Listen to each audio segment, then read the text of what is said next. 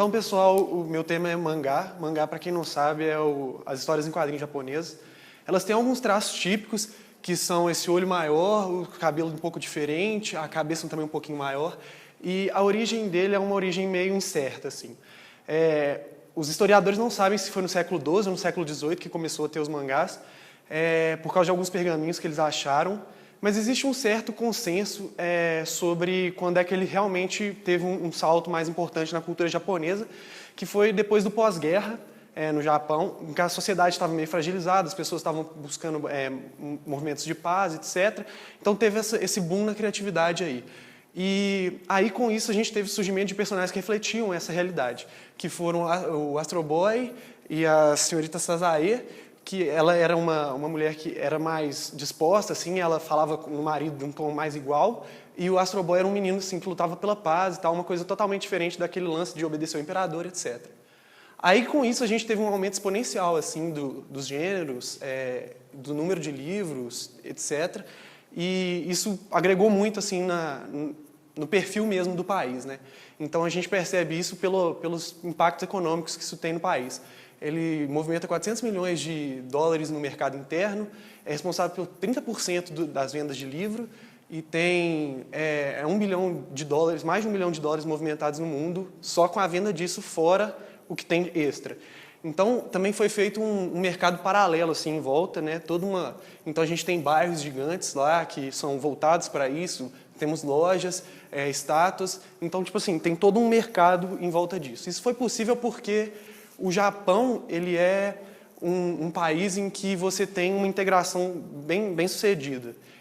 Você tem uma sociedade que lê muito. O índice de analfabetismo dele é 0%. Então, se você for no Japão, você vai ver gente lendo nos trens, lendo em bibliotecas, lendo em todo quanto é tipo de lugar. Inclusive, lá os mangás, você não fala ler mangá, você fala ver o mangá, de tanto que eles são centrados nessa de leitura. E a grande pergunta é como fazer com que um país que lê tanto fique tão interessado nisso. Então, o governo japonês ele tem alguns incentivos de prêmios, as próprias revistas também fazem esse tipo de coisa. Eles fizeram uma sociedade agora que protege contra a pirataria, então eles fomentam isso muito. Existem universidades lá que são especializadas nisso, e existe também programas de mentoria, em que você trabalha com um mangaka profissional, são cerca de 6 mil assim, no Japão, atuantes, em que você vai aprendendo on the job, né?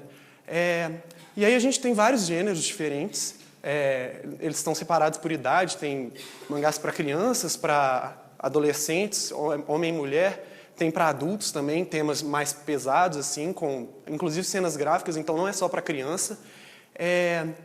E a gente tem cerca de 56 revistas semanais de publicação de mangás, então você percebe mesmo que a produção é realmente muito grande.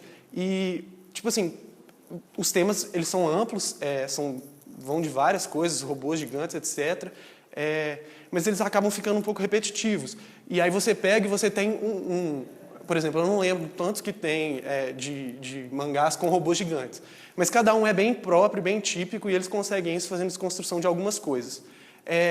Aqui eu tenho os exemplos que cada um desses personagens aqui é um país, então eles personificaram os países e contam a história do mundo. Ali é uma figura histórica do Japão bem conhecida, que é Oda Nobunaga, como uma mulher, então um general muito importante que foi transformado em mulher. Aqui a gente tem a desconstrução de dois heróis. Um é o Saitama, que ele é um herói que consegue acabar com todos os seus oponentes com um soco só. E esse outro era um cara que era bonito, e aí quando ele adquiriu os poderes dele, ele ficou incrivelmente feio. Então, com esse tipo de detalhe, eles conseguem fazer a história fluir mais. Eles se perguntam, e se a gente fizesse os heróis das mitologias se enfrentarem? E se a gente fizesse o demônio perder todos os poderes dele e começar a trabalhar no McDonald's? Então, são com esse tipo de pergunta que eles conseguem histórias originais.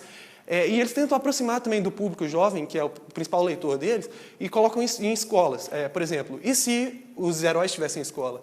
E se exorcistas estivessem em escola? E se as pessoas que morrem fossem para uma escola, sabe? Então, isso tudo, por causa da originalidade dessas histórias, isso popularizou demais no mundo. E eles viram animes, os mangás que são bons. Então, muitos desses, eles tipo assim, explodiram no mundo. Dragon Ball, One Piece, Sailor Moon, e agora a gente tem o Attack on Titan. E tudo isso é com essa pergunta de si e desconstruindo as coisas. E é por isso que o Japão ele consegue ter tanta criatividade e originalidade nessas histórias, diferentemente muito do mercado ocidental. E é isso.